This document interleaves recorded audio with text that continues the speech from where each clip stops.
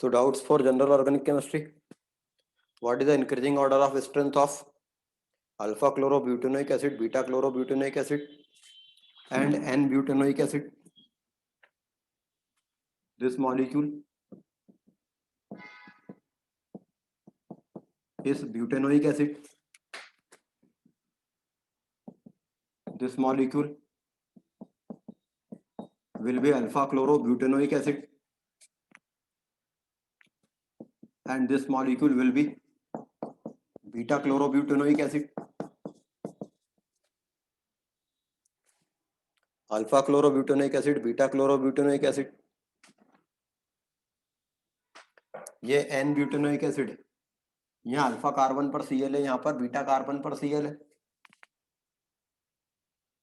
Acids की acidic strength compare करने के लिए पहले उनके कॉन्जुगेट बेस बनाएंगे, तो ये H+ आयन चला जाएगा,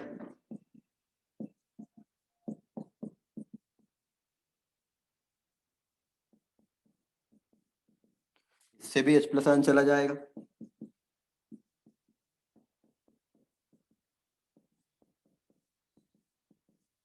और इससे भी H+ आयन चला जाएगा। इसका चार्ज यहाँ डिस्पर्स होगा, इसका चार्ज यहाँ डिस्पर्स होगा, इसका भी चार्ज यहाँ डिस्पर्स होगा। जब ये चार्ज यहाँ डिस्पर्स होगा, उतना ही चार्ज इसमें भी डिस्पर्स हो रहा है, उसमें भी चार्ज इतना ही डिस्पर्स हो रहा है। बट जहां ये पूरा ग्रुप प्लस आई इफेक्ट देकर इलेक्ट्रॉन इधर भेजेगा, Cl का माइनस आई इफेक्ट इलेक्ट्रॉन पुल करेगा, तो वो इस जगह इलेक्ट्रॉन डेंसिटी को कम कर देगा। यहाँ भी Cl का माइनस आई इफेक्ट है, बट Cl इससे दूर लगा है, तो इलेक्ट्रॉन डेंसिटी सबसे कम यहाँ पर रहेगी। ये वीक बेस होगा, कॉन्जुगेट एसिड स्ट्रॉन्ग हो जाएगा, तो अल्फा क्लोरोब्यूटेनोइक एसिड ज़्यादा स्ट्रॉन्गर एसिड होगा। Cl के माइनस आई के कारण बीटा, और वहाँ CH3 के प्लस आई के कारण N ब्यूटेनोइक एसिड कम एसिडिक होगा, बिकॉज इलेक्ट्रॉन अवेलेबिलिटी यहाँ पर काफ़ी ज़्यादा रहेगी। ये स्ट्रॉन्ग बेस रहेगा, कॉन्जुगेट वीक हो जाएगा।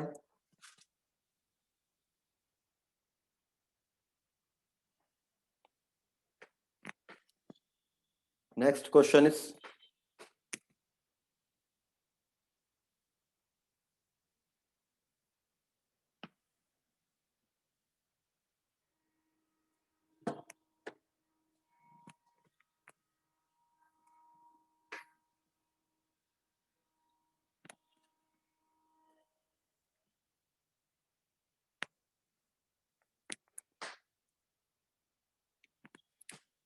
Next question is,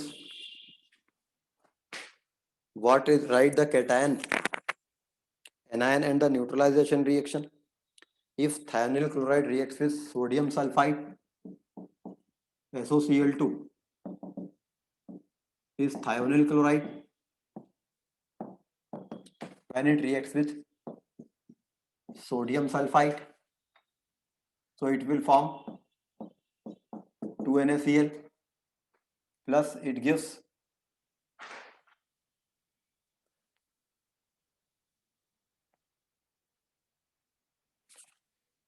तो यहाँ पर SOCl2 कोवेलेंट मॉलिक्यूल है। इस रिएक्शन में पहले केटायन ये रहेंगे, सोडियम आयन और सल्फेट आयन, बाद में ये मीडियम में सोडियम केटायन और क्लोराइड आयन मीडियम में आएंगे, प्लस ये सल्फाइड आयन है, ये 2 SO2 बना लेगा, ऐसे 2 मॉलिक्यूल बनेंगे। तो this is the neutralization reaction. Sodium sulphide SOCl2 से रिएक्शन करेगा,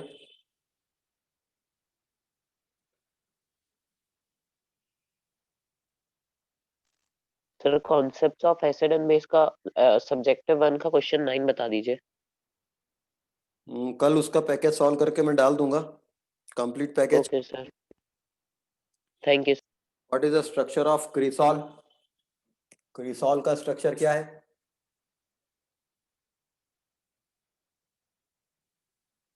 बेंजीन पर OH और CH3 दोनों लगे होते हैं, देन इट इज क्रिसॉल। बेंजीन पर OH और CH3 दोनों लगे हैं, दिस इज पैराक्रिसॉल, ऑर्थोक्रिसॉल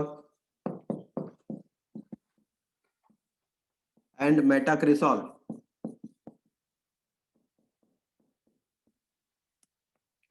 ये 3 टाइप के क्रिसॉल होंगे।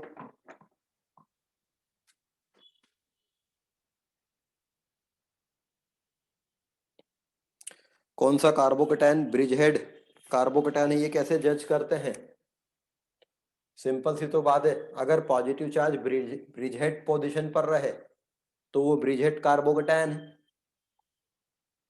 पॉजिटिव चार्ज अगर ब्रिजहेड कंडीशन पर रहे तो वो ब्रिजहेड कार्बोकेटायन है। किसी बाइसाइक्लो मॉलिक्यूल में जिस जगह पर ब्रिज स्टार्ट होता है उसको ब्रिजहेड पोजीशन कहते हैं, ये दोनों ब्रिजहेड पोजीशन है।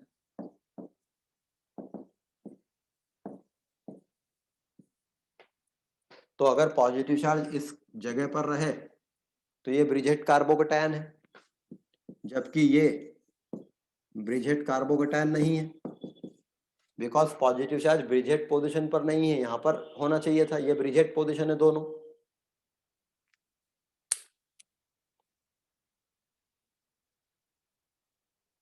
Which is more acidic, CHCl3 और CHF3?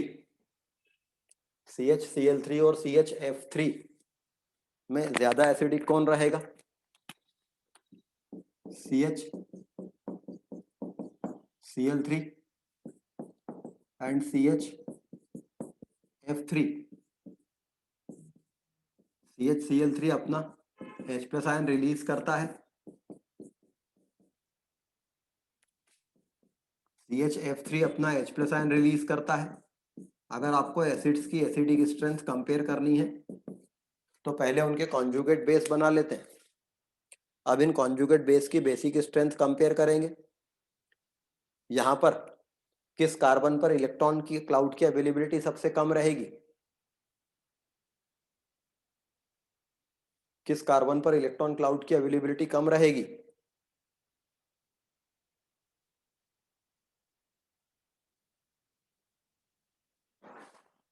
इलेक्ट्रॉन क्लाउड की अवेलेबिलिटी किस कार्बन पर सबसे कम रहेगी? CCl3।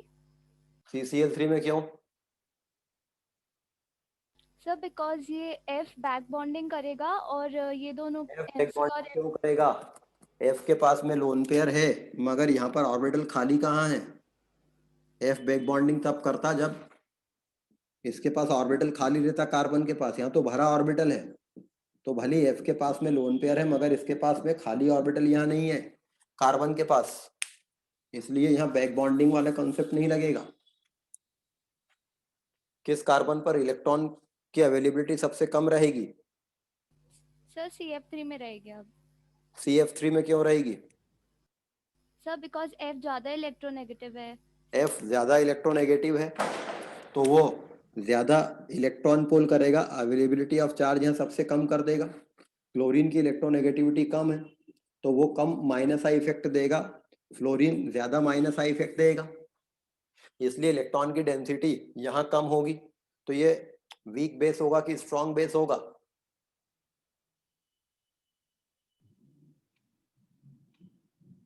इलेक्ट्रॉन की अवेलेबिलिटी यहाँ कम रहेगी तो ये वीक बेस होगा कि स्ट्रॉन्ग बेस होगा? Weak base. वीक बेस होगा तो फिर इसको स्ट्रॉन्गर एसिड होना चाहिए। लेकिन ये हमने देखा कि यहाँ पर इलेक्ट्रॉन की अवेलेबिलिटी कम है बिकॉज फ्लोरीन की इलेक्ट्रोनेगेटिविटी ज्यादा है, लेकिन फ्लोरीन के पास में d ऑर्बिटल नहीं रहता है जबकि क्लोरीन के पास में एम्प्टी d ऑर्बिटल रहता है। ये कार्बन अपना लोन पेयर उस empty d orbital of chlorine में डीलोकेलाइज करके 6th कंडीशन ऑफ रेजोनेंस जो हमने पढ़ी थी उसको फुलफिल कर सकता है और इसका ये कैनोनिकल स्ट्रक्चर बन जाएगा जिसमें कार्बन का लोन पेयर क्लोरीन के d ऑर्बिटल में डीलोकेलाइज हो जाएगा और हेंस चार्ज की अवेलेबिलिटी यहाँ सबसे कम हो जाएगी क्योंकि ये 3 क्लोरीन पे डीलोकेलाइज हो रहा है, फ्लोरीन के पास में d ऑर्बिटल नहीं है, इसलिए अवेलेबिलिटी यहाँ कम रहेगी और इसके कारण ये वीक बेस हो जाएगा तो ये स्ट्रॉन्ग एसिड हो जाएगा।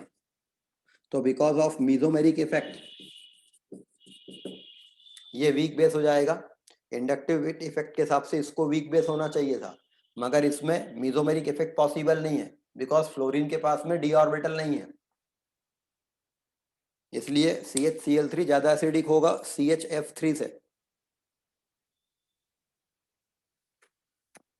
Can you please explain the trends of solubility of in water of group second elements? Solubility और thermal stability के जो ट्रेंड होते हैं अल्कली मेटल्स में या अल्कलाइन अर्थ मेटल्स ग्रुप्स में, वो रेगुलर ट्रेंड नहीं रहते हैं, अलग अलग ग्रुप में अलग अलग ट्रेंड रहते हैं, इसलिए याद करना पड़ता है उनको, उनको एक्सप्लेन नहीं कर सकते। तो जैसा ट्रेंड जिसका है उसको याद ही कर लो। How do we know that we are making the correct canonical structure? Shreya Upadhyay, आपको ये कैसे पता चलेगा कि करेक्ट कैनोनिकल स्ट्रक्चर बनाया जा रहा है? तो कैनोनिकल स्ट्रक्चर जो रहते हैं, जब आप एक कैनोनिकल स्ट्रक्चर से दूसरा कैनोनिकल स्ट्रक्चर बनाते हैं तो केमिकल बॉन्डिंग, खासतौर से वैलेंस बॉन्ड थ्योरी प्रॉपरली ओबे होनी चाहिए। यदि वैलेंस बॉन्ड थ्योरी प्रॉपरली ओबे होकर कैनोनिकल स्ट्रक्चर बन रहे हैं तो वो सही बन रहे हैं। यदि वैलेंस बॉन्ड थ्योरी सपोर्ट नहीं कर रही है और आपने एब्रप्टली कुछ भी बना दिया है तो वो गलत कैनोनिकल स्ट्रक्चर होगा। जैसे अगर मान लीजिए अभी मैंने यहाँ पर CF3 1 नेगेटिव आयन में ऐसा कर दिया और एक कैनोनिकल स्ट्रक्चर ऐसा बना दिया, तो हम कैसे चेक करेंगे कि ये सही है? फ्लोरीन के पास में एम्प्टी ऑर्बिटल होता नहीं था, ये भरा ऑर्बिटल है, यहाँ पर एक खाली ऑर्बिटल होना चाहिए था, वो है नहीं, तो ये गलत कैनोनिकल स्ट्रक्चर है। तो कैनोनिकल स्ट्रक्चर सही बनेंगे यदि आप केमिकल बॉन्डिंग के कॉन्सेप्ट्स को अप्लाई करेंगे तो।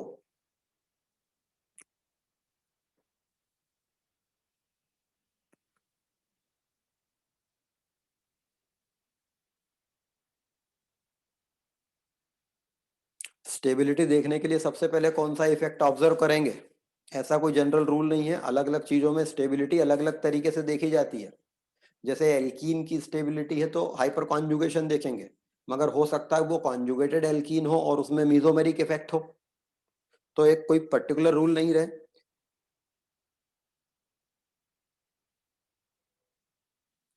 Among different hydroxybenzoic acid, ortho-hydroxybenzoic acid is the strongest as compared to meta and para isomer. पिछली क्लास में मैंने आपको बताया था, अगर कार्बोक्सिलिक एसिड्स में ये H+ आयन जब जाता है तो यह ऑक्सीजन इस चार्ज को डिस्पर्स करता है, मगर रिंग से ये जो इलेक्ट्रॉन यहाँ से आ रहे होते हैं, रिंग से इन इलेक्ट्रॉन्स का यहाँ से आना इसको वीक एसिड करता है, क्योंकि वो ऑक्सीजन को यहाँ से जब इलेक्ट्रॉन मिलने लगते हैं तो वो इसको ठीक से डिस्पर्स नहीं करता है, तो ये स्ट्रॉन्गर बेस हो जाता है, तो कॉन्जुगेट एसिड को वीक कर देता है। लेकिन अगर यहाँ पर कोई ग्रुप लगा रहे तो इस ग्रुप को अपने एक्सिस पे घूमना पड़ता है और तब जाकर ये इलेक्ट्रॉन इस O तक नहीं पहुंच पाते हैं यहाँ तक, तो ये इसको ठीक से डिस्पर्स कर लेता है ऑर्थो पोजीशन पर। तो इसलिए ऑर्थो हाइड्रोक्सी बेंजोइक एसिड अपने मेटा या पैरा आइसोमर से ज्यादा एसिडिक होता है, बिकॉज इस OH के कारण इस ग्रुप को घूमना पड़ता है और इसके घूमने से इसको यहाँ से रेजोनेंस नहीं मिलता है, ये यहाँ आने वाले चार्ज को ठीक से डिस्पर्स कर देता है। जबकि ये OH मेटा या पैरा पे होता तो इसको घूमना नहीं होता। That is called steric inhibition of resonance effect, और it is also called ortho effect.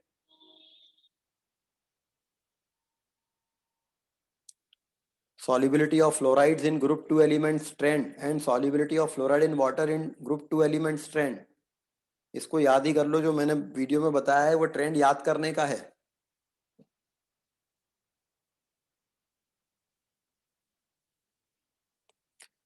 Predict the relative acidic strength among the following HI, HiO4 and ICl.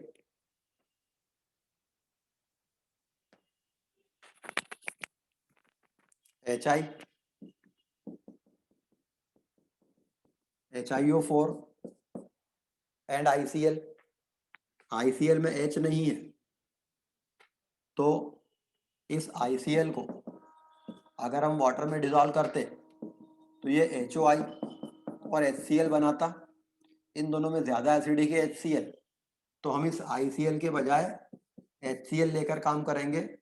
इन दोनों में हमको पता है HI ज्यादा एसिडिक होता है HCl से, बट HiO4 ऑक्सो एसिड है आयोडीन का, और वो भी 3 ऑक्सो ग्रुप वाला। अगर किसी ऑक्सो एसिड में ऑक्सो ग्रुप का नंबर 3 रहता है तो वो वेरी स्ट्रॉन्ग एसिड होता है, तो इसलिए ये ज्यादा एसिडिक होगा, ये कम रहेगा, और सबसे कम ये ICl रहेगा क्योंकि इसका रिप्रेजेंटेशन कर रहा है HCl। हम इसको, ये इसमें हाइड्रोजन नहीं है, तो हम मान के चलते हैं कि एक्वस मीडियम में ये HOI और HCl बन गया होता।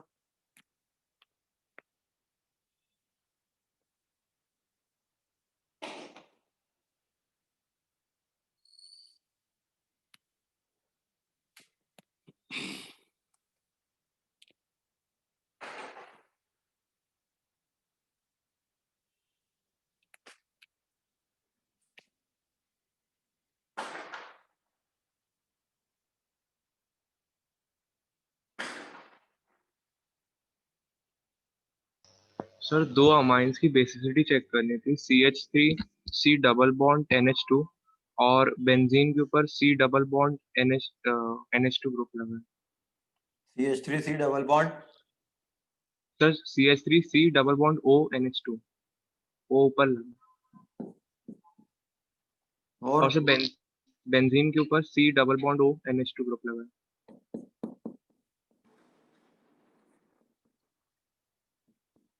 Yes sir. तो सर इसमें जो हमने वो क्रॉस रेजोनेंस देखा था, जैसे ऑक्सीजन रिंग से वो यहाँ पर नहीं देखेंगे, यहाँ पर ये देखेंगे कि ये यहाँ पर चार्ज डिस्पर्स हो रहा है NH2 का, इसका भी चार्ज यहाँ डिस्पर्स हो रहा है NH2 का, तो ये चार्ज डिस्पर्सल दोनों में इक्वल है, बट यहाँ पर ये प्लस आई इफेक्ट दे रहा है और यहाँ पर ये माइनस आई इफेक्ट देता है, और इसलिए ये वाला लेस बेसिक होगा, ये वाला ज्यादा बेसिक हो जाएगा।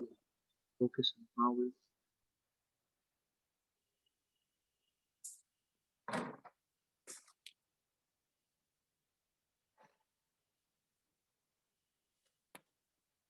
Carbocations may be stabilized by a pi bond only at allylic position. Carbocations allylic position पर एक pi bond से stabilize होते हैं, pi bonds only at vinylic position। ये कार्बोकैटायन है और इसके विनाइलिक पोजीशन पे पाई बॉन्ड है, both at allylic and vinylic position, both at allylic and benzylic position। Carbocations stabilize होते हैं। Minus I effect, carbocations minus I effect के कारण अनस्टेबल होंगे, क्योंकि ये Cl इलेक्ट्रॉन पुल करेगा, यहाँ पॉजिटिव चार्ज की डेंसिटी और बढ़ा देगा, तो ये अनस्टेबल करेगा, इसलिए डी आंसर नहीं होगा। कार्बोकैटायन बेंजाइलिक और एलाइलिक पोजीशन इन दोनों पे स्टेबल रहते हैं बिकॉज ऑफ रेजोनेंस। यहाँ से इलेक्ट्रॉन आएंगे, यहाँ से इलेक्ट्रॉन आ जाएंगे। ये कार्बोकैटायन विनाइलिक है, ये इतना स्टेबल नहीं रहता है, इसलिए आंसर सी होगा, both at allylic and benzylic position. Why diphenylamine is less basic than aniline? Diphenyl aniline से लेस बेसिक क्यों है?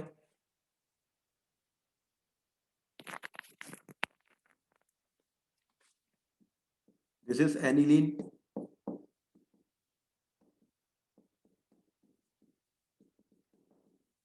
also called phenylamine,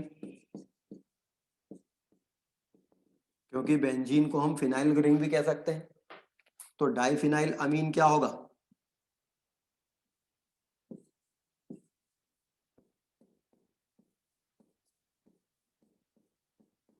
this is diphenyl Amin.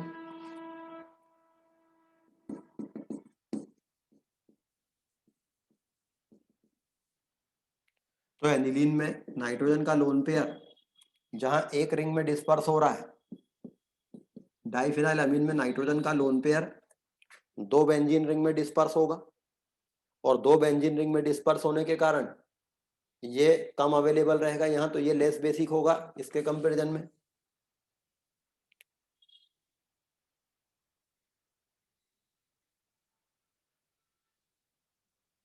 How to practice organic chemistry questions, previous classes में मैं बता तो चुका हूं आपको।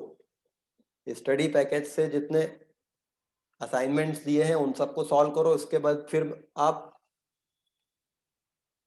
क्वेश्चन बैंक ले सकते हैं कोई सी भी ऑर्गेनिक केमिस्ट्री के क्वेश्चंस करने के लिए।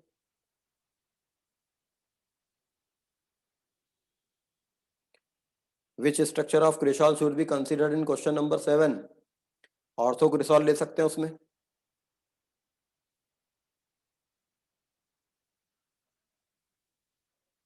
Which can act as a nucleophile and electrophile both, CH3NH2,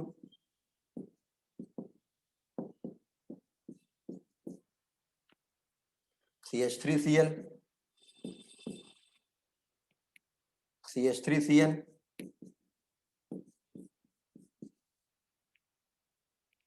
and CH3OH। कौन इसमें से न्यूक्लियोफाइल और इलेक्ट्रोफाइल दोनों का काम कर सकता है? आंसर सी होगा। CH3NH2 ये केवल किसी को इलेक्ट्रॉन देगा, हेंस न्यूक्लियोफाइल का बस काम करेगा। CH3Cl में इस Cl के इलेक्ट्रॉन पुल करने से यहाँ पर पॉजिटिव चार्ज रहेगा तो कोई इलेक्ट्रोफाइल इस पर अटैक करेगा, हेंस ये खुद न्यूक्लियोफाइल का काम करेगा, ये खुद इलेक्ट्रोफाइल का काम करेगा, ये किसी इलेक्ट्रॉन रिच प्लेस पर अटैक करेगा तो ये न्यूक्लियोफाइल का काम करेगा।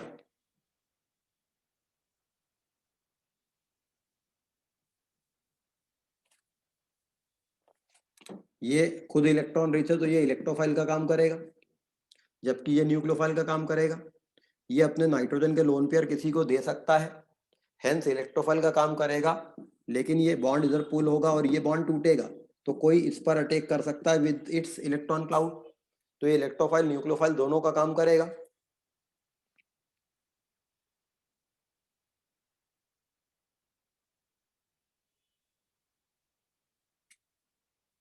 Why vinyl carbanion is least stable?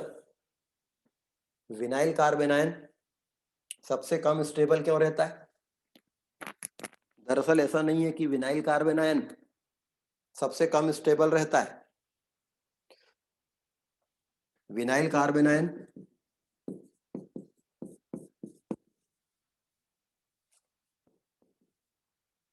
दरअसल बनता बड़ी डिफिकल्टी से है, क्योंकि ये sp2 हाइब्रिडाइज कार्बन का बॉन्ड बड़ी डिफिकल्टी से टूटेगा और इसलिए विनाइल कार्बेनायन एज सच उतना अनस्टेबल होता नहीं है, मगर उसके बनने में ये बॉन्ड तोड़ना ज्यादा एनर्जी लेता है, इसलिए काफी कम रिएक्शंस में बनता है।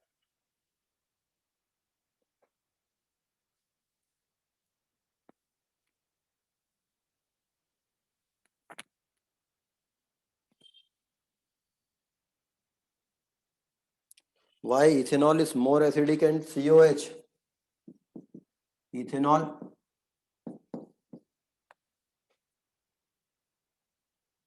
is more acidic than COH, CH3COH। ये गलत क्वेश्चन है। इथेनॉल और एसिटिक एसिड में एसिटिक एसिड ज्यादा एसिडिक होता है।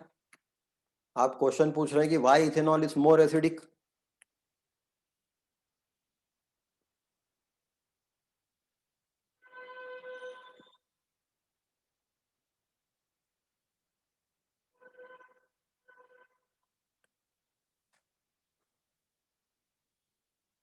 Can you please tell the structure of borazone and why it is harder than diamond? Boron को नाइट्रोजन के साथ में जब हीट करते हैं तो बोरॉन का नाइट्राइड बनता है, boron nitride, this is called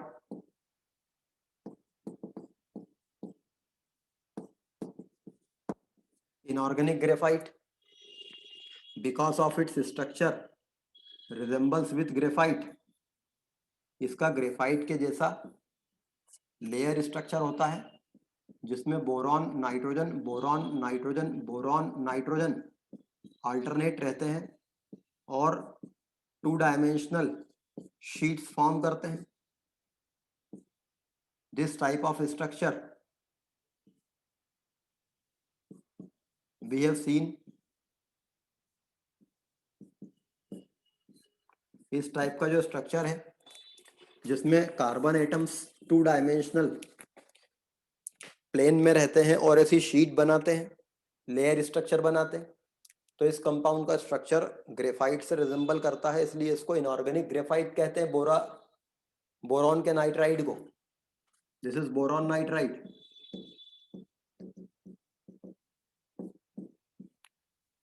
but इसको अगर 3000 डिग्री सेंटीग्रेड पर हीट कर दें तो ये 2D layer structure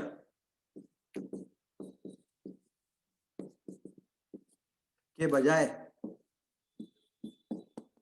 3D structure में कन्वर्ट हो जाता है। और बोरॉन नाइट्रोजन का ये 3D स्ट्रक्चर जब बनता है तो ये काफी हार्ड हो जाता है। This is called बोराजोन।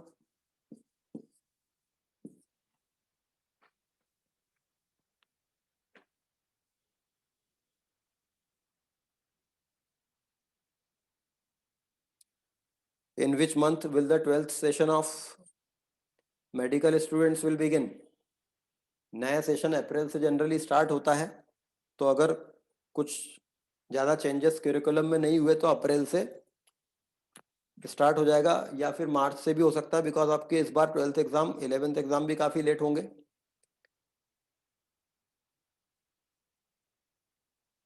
चलिए, तो पैकेज के सॉल्यूशन में अपलोड कर दूंगा। Sir hard and soft acid and base क्या होता है?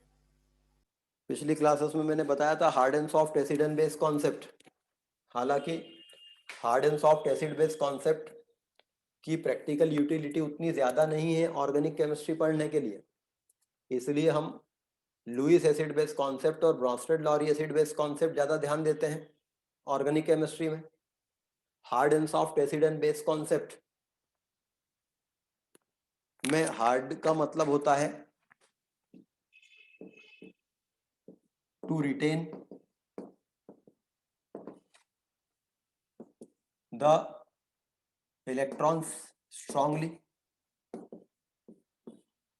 हार्ड होने का मतलब होता है कि एक एलिमेंट, एक आयन अपने इलेक्ट्रॉन्स को काफी स्ट्रांगली होल्ड करता हो।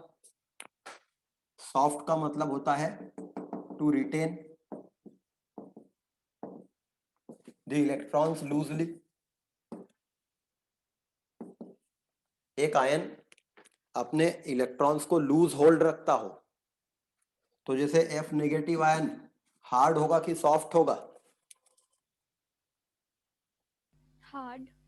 हार्ड होगा, क्योंकि फ्लोरीन की साइज बहुत छोटा होता है, इसकी इलेक्ट्रोनेगेटिविटी बहुत ज्यादा होती है, जबकि I नेगेटिव आयन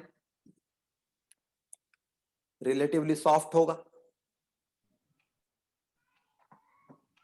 तो एक आयन अगर अपने इलेक्ट्रॉन्स को स्ट्रांग होल्ड करता है तो वो हार्ड है, अगर वो अपने आयन्स को लूज होल्ड करता है तो वो सॉफ्ट है। तो लुईस एसिड जो कि केटायन होते हैं, जैसे Ag प्लस आयन, जैसे Na प्लस आयन, तो ये दो तरह के हो सकते हैं, hard acids and soft acids. इसी प्रकार से लुईस बेस, ये दो प्रकार के होंगे, hard Lewis base and soft Lewis base.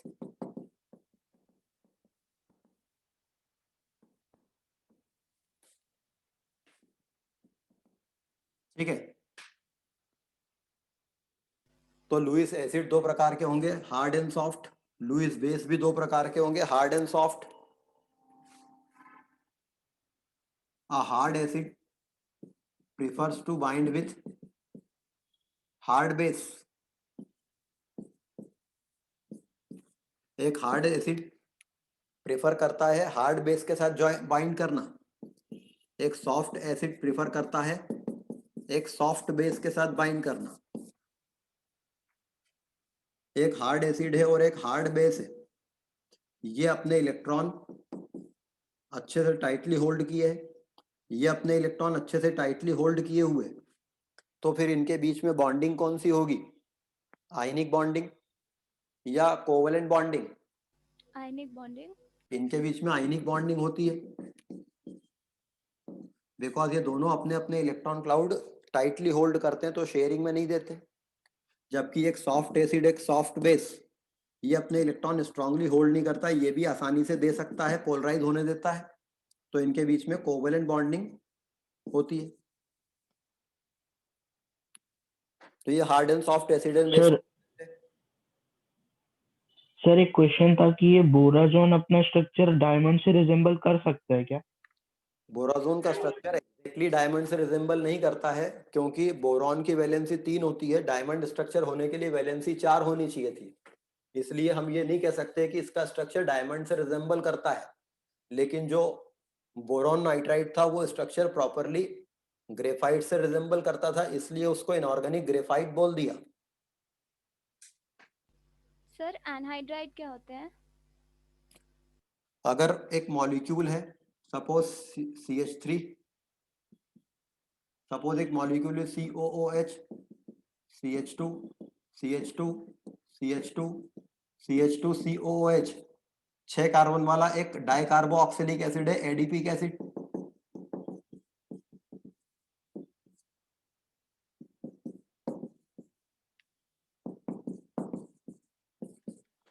अब मान लीजिए आप इसको हीट करते हैं, तो हीट करने से इसके ये 2 ग्रुप पास रहेंगे, काफी OH काफी पास रहेंगे। ये OH और यहां से एक H निकल के सपोज वाटर निकल गया, तो ये दोनों ग्रुप आपस में जुड़ जाएंगे।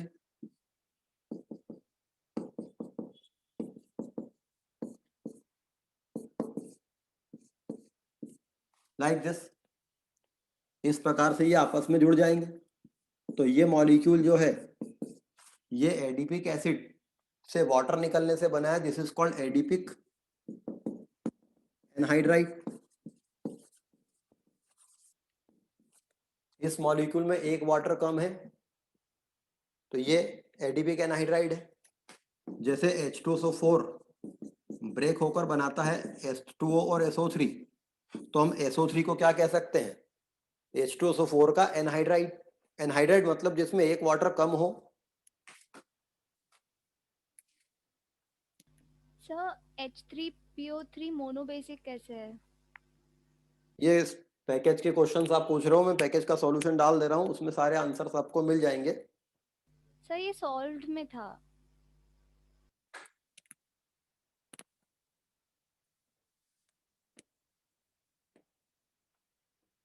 H3PO3 पूछा आपने? Yes sir. H3PO4 ये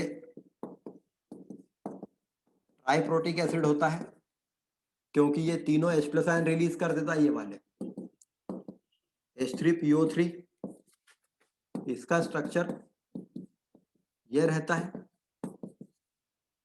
H3PO3 इसका स्ट्रक्चर ये रहता है। किसी मॉलिक्यूल में H+ आयंस वो निकलते हैं जो O से जुड़े रहते हैं। Sir polar bond, H3BO3। ठीक है, तो ये ट्राइप्रोटिक एसिड होगा, मगर इसमें 3 H है, मगर ये डाइप्रोटिक एसिड होगा, ये 2 ही H+ निकालेगा, ये वाला H+ नहीं निकलेगा। H3BO3 इसका स्ट्रक्चर ये रहता है, कायदे से इसको 3 H+ निकालना चाहिए, मगर H3BO3 में जो बोरॉन एटम है वो इलेक्ट्रॉन डेफिशिएंट है। तो ये इलेक्ट्रॉन डेफिशिएंट होने के कारण जब एक्वस मीडियम में रहता है, तो बजाय अपने ये H+ निकालने के, मीडियम के वाटर से अपने एम्प्टी ऑर्बिटल में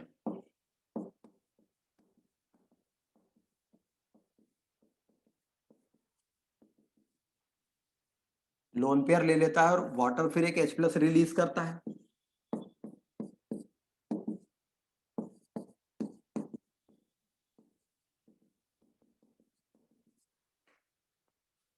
इस तरह से तो ओवरऑल रिएक्शन क्या होती है?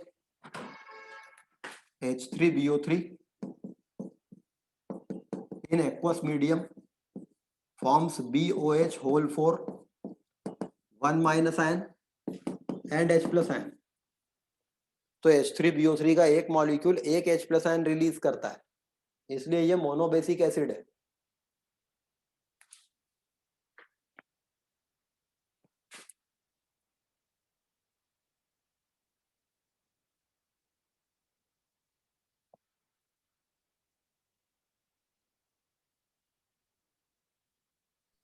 सर एक गिव रीजन था कि a mixture of dilute NaOH and aluminum pieces is used to open drain. Sodium hydroxide and aluminum pieces is used to open drain. Used to open Drain.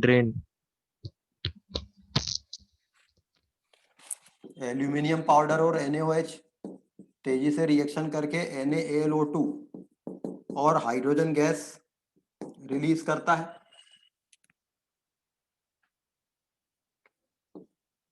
तो यहाँ पे ये जो तेजी से हाइड्रोजन गैस निकलती है, इसके कारण प्रेशर डेवलप होता है और वो ड्रेन ओपन हो जाती है।